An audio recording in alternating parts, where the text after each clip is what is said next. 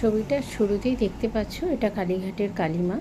তো কালকে আমি কালীঘাটের মা কালীর কাছে গিয়েছিলাম, যাচ্ছিলাম অন্য জায়গায়, কিন্তু সেখানে কাজটা না হওয়াতে আমি কালীঘাটে নেমে পড়ি। মেট্রোতে নেমে জিজ্ঞাসা করে লোকেশান অনুযায়ী আমি মায়ের মন্দিরে পৌঁছে যাই। শুরুতেই বলি, ভিডিওটা পুরোটাই দেখতে থাকো, দেখলে বুঝতে পারবে কিভাবে ওখানের পান্ডারা মানুষকে বোকা বানায়।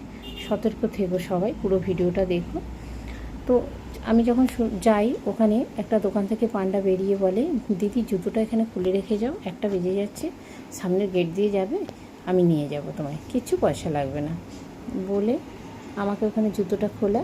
এবার ঝুড়িতে যেরকম সব মায়ের সিঙ্গার থাকে সব দিল, দিয়ে বললো 251 টাকা।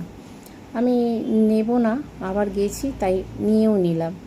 তারপরে আমাকে মন্দিরে ঢোকার জন্য 150 টাকা নেয়, যে সামনে থেকে দেখবে বলে। আমি তাও দিলাম, কোনো অসুবিধে নেই। তারপরে আবার একটা পুরোহিত এসে ঝুড়িটা নিয়ে সিঙ্গারটা মাথায় ঠেকিয়ে পট্টি ফটি বেঁধে দিয়ে মন্ত্র চারটি পড়ে দিয়ে বললো যে 3000 টাকা দিতে হবে মা কালীর ভোগের জন্য, আর 2000 টাকা দিতে হবে দুর্গা মায়ের জন্য, কোনটা আপনি নেবেন?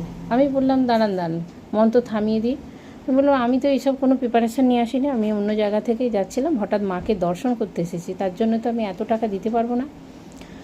বললো তাহলে তো সংকল্প করা যাবে না আপনার নামে। সে আপনি করবেন না বলে একটু তর্ক বিতর্ক করে আমি ওনাকে ওই 150 টাকা 51 বলেছিলাম, 100 হলো, 150 হলো, হয়ে ওখান থেকে বেরিয়েছি। তারপরে আবার ওই ঝুড়িটা রাখি, পুরোহিত বলে আমার দক্ষিণে দিতে হবে পান্ডাটা। তো পান্ডাটাও আবার 51 টাকা নেয়। যে মাসিমা জুতো রেখেছে সে বলে আমার পয়সা লাগবে না, সেও বলে আমায় কিছু দাও 10 টাকা। তো পরপর এরমভাবে দিতে দিতে আমার দেখলাম 700-800 টাকা বেরিয়ে গেল।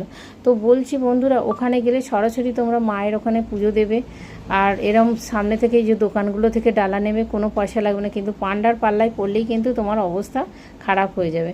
এই ভিডিওটা দেখে তোমরা সতর্ক থেকো, আর বেশি বেশি করে শেয়ার করে দিও, যেন কালীঘাটে যারা প্রথম যায় কারো যেন পান্ডার পাল্লায় না পড়ে। পান্ডার পাল্লায় পড়া মানেই তোমার অবস্থা খারাপ করে দেবে। নমস্কার।